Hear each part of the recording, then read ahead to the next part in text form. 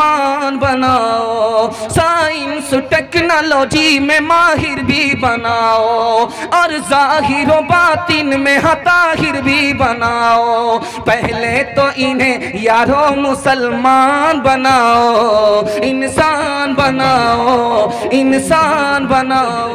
جب بھی آتے ہیں اور رحمت کی بات کرتے ہیں، اس زمانہ ان کو ہی روشن چراغ کہتا ہے، ہمارے واسطے وہ جنت کی بات کرتے ہیں۔ حضرت والا سے میں گزارش کروں گا کہ آپ دائش منڈپ پہ تشریف لائیں اور اپنے مواعظ حسنہ سے تمام سامعین کے دلوں کو مستفیض و مستنیر فرمائیں۔ ہمارے گھر میں مہمان ہے، اب مہمان نوازی کرنے کی اجازت دیجیے۔ ہمارے دائش میں خطیب سعد النجیب بیٹھے ہیں، اب خطابت کرنے کی اجازت دیجیے۔ الحمدللہ نحمده ونستعینه ونستغفره ونؤمن به ونتوکل علیہ ونعوذ باللہ من شرور انفسنا ومن سیئات اعمالنا من يهده الله فلا مضل له ومن يضلل فلا هادي له ونشهد أن لا إله إلا الله وحده لا شريك له ونشهد أن سيدنا ونبينا وحبيبنا وشفيعنا وسندنا وإمامنا ومولانا محمدا عبده ورسوله صلى الله عليه وعلى آله وصحبه وبارك وسلم تسليما كثيرا أما بعد فأعوذ بالله من الشيطان الرجيم بسم الله الرحمن الرحيم وقري عينا صدق الله مولانا العظيم وقال النبي صلى الله عليه وسلم أكرموا أولادكم أو كما قال عليه الصلاة والسلام سبحان الله وبحمده سبحان الله العظيم وبحمده استغفر الله صلى الله على سيدنا محمد صلى الله عليه وسلم اللهم صل على سيدنا محمد يا رب صل عليه وسلم انصاف کے ڈگر پہ بچوں دکھاؤ چل کے انصاف کے ڈگر پہ بچوں دکھاؤ چل کے انصاف کے ڈگر پہ بچوں دکھاؤ چل کے یہ دیش ہے تمہارا بابو تم ہی ہو کل کے بابو تم ہی ہو کل کے دنیا کے رنج سہنا اور منہ سے کچھ نہ کہنا سچائیوں کے بل پہ آگے کو بڑھتے رہنا رکھ دو گے ایک دن تم رکھ دو گے ایک دن تم سنسار کو بدل کے بچوں دکھاؤ چل کے اپنے ہو یا پرائے سب کے لیے ہو نیائے دیکھو قدم تمہارا ہرگز نہ ڈگمگائے رستے بڑے کٹھن ہیں رستے بڑے کٹھن ہیں چلنا سنبھل سنبھل کے بچوں دکھاؤ چل کے جلسہ آپ کا بڑا خوبصورت عقیقے کے حوالے سے ہو رہا ہے جلسہ آدھا نکل چکا ہے تھوڑا سا باقی ہے اور انشاءاللہ آپ کو جلدی سے فارغ کر دیا جائے گا تاکہ آپ عقیقے کی دعوت کھا لیں انشاءاللہ کھلانے والے کم کھانے والے زیادہ ہوں گے ہاتھ اٹھائیے انشاءاللہ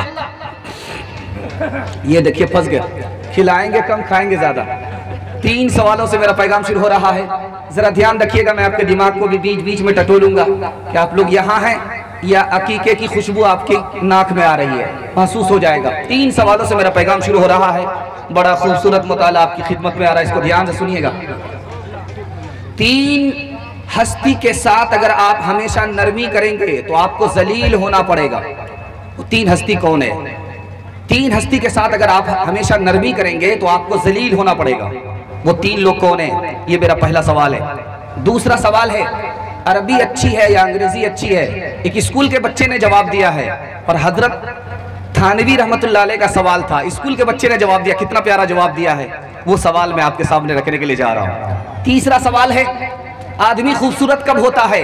हजरत हुसैन का सवाल है, एक देहाती ने जवाब दिया है। ये मैं तीसरा सवाल आपकी खिदमत में रखने के लिए जा रहा हूं। मोती कब मोती होता है, कैसे मोती बनता है? ये आखिरी सवाल है, आपके सामने रखने के लिए जा रहा हूं। बच्चे को रोजाना अच्छा खिलाएंगे और अच्छी तालीम के लिए सोचेंगे, हाथ उठाइए इंशाल्लाह। ये देखिए यहां भी फंस गए। ध्यान रखिएगा, 3 सवालों से मेरा पैगाम शुरू होने के लिए जा रहा है। मेरा पहला सवाल था कि 3 हस्ती के साथ हमेशा नरमी करेंगे तो वो आपको जलील कर देंगे। नरमी की जगह नरमी करनी पड़ेगी, सख्ती की जगह सख्ती करनी पड़ेगी। वो 3 आदमी कौन है? सबसे पहले घोड़ा है। घोड़ा के साथ अगर हमेशा नरमी करेंगे वो आपको जलील कर देगा। औरत है, औरत के साथ अगर आप हमेशा नरमी करेंगे तो वो आपको जलील कर देगी। बच्चा है, उसके साथ अगर आप नरमी करेंगे हमेशा तो ये आपको जलील कर देगा। दूसरी बात को याद रखिए, दूसरा सवाल है, इंसान खूबसूरत कब होता है? ये मेरा दूसरा सवाल था। जब उसके पास माल है और सखावत करता है, ये इंसान खूबसूरत होता है। और जब आपके बच्चे के पास इल्म हो और उसका अखलाक हो तो ये बच्चा आपका खूबसूरत होता है। तीसरा सवाल आपसे था, बड़ा प्यारा सवाल था आपसे कि मोती कब मोती होता है, कैसे बनता है? मोती को चमकाना पड़ता है तब मोती मोती होता है। उसको उसके कोने को बराबर करना पड़ता है तब मोती मोती होता है। और इसका ध्यान रखना पड़ता है कि कहीं चटक न जाए। अगर मोती चटक गया तो उसकी कोई कीमत नहीं होती है। आखिरी सवाल आपसे था, बड़ा प्यारा सवाल था कि अरबी अच्छी है या इंग्लिश अच्छी है? इंशाल्लाह स्कूल में ज्यादा पढ़ाएंगे, हाथ उठाइए इंशाल्लाह। मदरसा में कम, हाथ उठाइए इंशाल्लाह। अभी तक दिलो दिमाग से तैयार नहीं है, देखिए रांची बगल में है। अगर आप लोग ठीक ठाक नहीं रहेंगे सीधे रांची जाएंगे। जरा ध्यान रखिएगा, अरबी अच्छी है या अंग्रेजी अच्छी है? हजरत थानवी का सवाल था, एक स्कूल के बच्चे ने जवाब दिया, कहा कि अरबी अच्छी है। कहा कि वो कैसे? इसलिए कि अल्लाह का कलाम आसमान से जमीन पर उतरा, अरबी में उतरा, इंग्लिश से बढ़कर के अरबी है। बेटे को लोग कहते हैं आंखों का नूर है लुत्फ जिंदगी का तो दिल का सुरूर है। घर में उसी के दम से है हर समत रोशनी, नाज़ा है उस पे बाप तो माँ को गुरूर है। अलबत्ता शर्त ये है कि बेटा हो होनहार, माइल हो नेकियों पे बुराई से दूर है। लेकिन जो इन सिफात का मुतलक नहीं पता और फिर भी है खुशी तो खुशी का कसूर है। बहुत प्यारा मुताला आपकी खिदमत में लेकर के आ रहा हूँ। इस हवाले से सुनाने के लिए जा रहा हूँ। जिस बच्चे का अकीका हो रहा है इत्तिफाक से वो इस्माइल नाम का है। ध्यान से मैं सुनाने के लिए जा रहा हूँ, इसको ध्यान से सुनिएगा। एक बच्चा, छोटा बच्चा, उसके अंदर 5 खूबी होती है। ध्यान से सुनिएगा, वो खूबी अगर हमारे अंदर आ जाए तो अल्लाह अच्छा इंसान बना दे, अच्छा मुसलमान बना दे। 5 खूबी जो बच्चे के अंदर होती है वो अगर हमारे अंदर आ जाए तो अल्लाह अच्छा इंसान ही नहीं, अच्छा मुसलमान बना देगा। पहली खूबी क्या होती है? बच्चा अपनी हर ख्वाहिश को रो करके पूरी कराता है। रोता रहता है जब तक बाप उसकी ख्वाहिश पूरी ना कर दे। रोता रहता है कि ये BBC लंदन है, चालू हो गया, बंद होने का नाम नहीं ले रहा। अगर अल्लाह से हम रो रो करके मांगने वाले बन जाए, अल्लाह अच्छा मुसलमान बना। दूसरी बात क्या होती है कि बच्चा मिट्टी से खेलता है, उसके अंदर तकब्बुर नहीं है। बड़े से बड़े मालदार करोड़पति अरबपति का बेटा को देखिए मिट्टी से खेलता, बच्चे के अंदर तकब्बुर नहीं होता। अगर तकब्बुर हमारे दिल से निकल जाए, तवाज़ु आ जाए, अल्लाह आसमान की बुलंदी अता फरमाए। बच्चे की तीसरी खूबी बताने के लिए जा रहा हूं। बच्चा खिलौना से खेलता है, मिट्टी के खिलौने से खेलता, उसको तोड़ देता है। क्या मतलब हुआ? खिलौनों की कोई कद्र कीमत नहीं है उसकी निगाह में। अगर इस दुनिया की कद्र कीमत हमारे दिल से निकल जाए, अल्लाह आसमान की सरबुलंदी अता फरमाए। चौथी बात देखिए कि बच्चे की खूबी कि बच्चा हाथ में जो कुछ मिलेगा मुंह में डाल लेगा। जो हाथ में मिला मुंह में डाल दिया, जो हाथ में मिला मुंह में डाल लिया। ये नहीं देखा कि पसंद के खिलाफ है, पसंद के मुताबिक है। बिल्कुल सादगी, मोटा झोटा खाने वाला है। अगर इस सादगी और पर हम लोग आ जाए, फैशन को छोड़ दें, अल्लाह दीन दुनिया दोनों की भलाई से हम सबको मालामाल फरमाए। एक आखिरी खूबी बताने के लिए जा रहा हूं। इंशाअल्लाह अपनी गलती पर गर्दन कटा लेंगे, गर्दन नहीं झुकाएंगे, हाथ उठाइए इंशाअल्लाह। ये देखिए इस बार भी फिर मिस कर गए, जरा ध्यान रखिएगा। सही पर है तो गर्दन कटाइए, غلطی پر ہیں تو گردن جھکانا پڑے گا. ذرا دھیان رکھیے گا. آخری خوبی بتانے کے لیے جا رہا ہوں, بچے کی آخری خوبی کیا ہوتی ہے یہ میں دکھانے کے لیے جا رہا ہوں.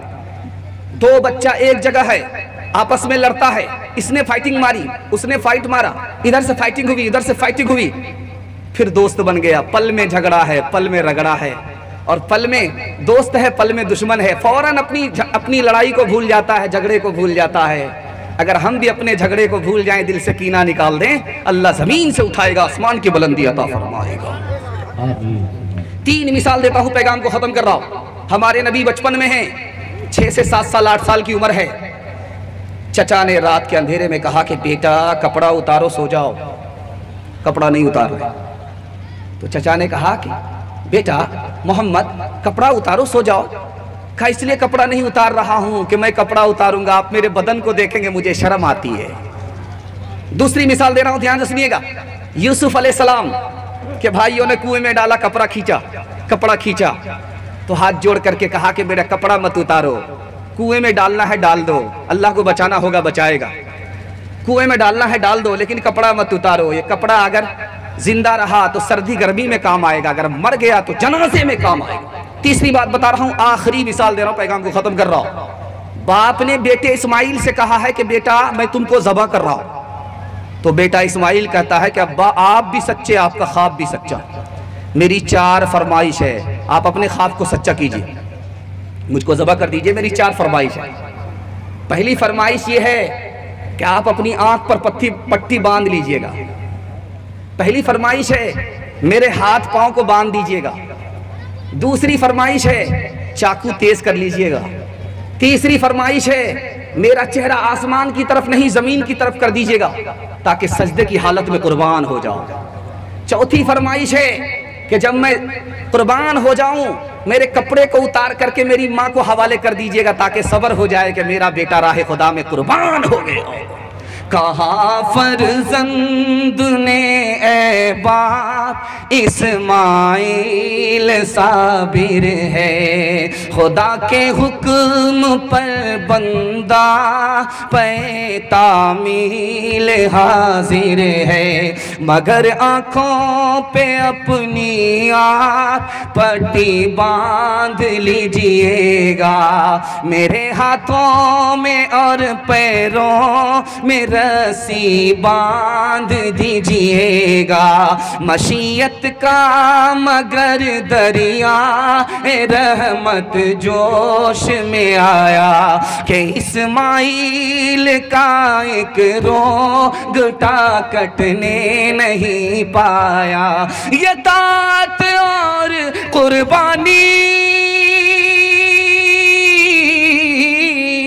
یہ دعوت اور قربانی ہوئی منظور یزدانی کہ جنت سے یہ بھیڑا گیا ہے بہر قربانی.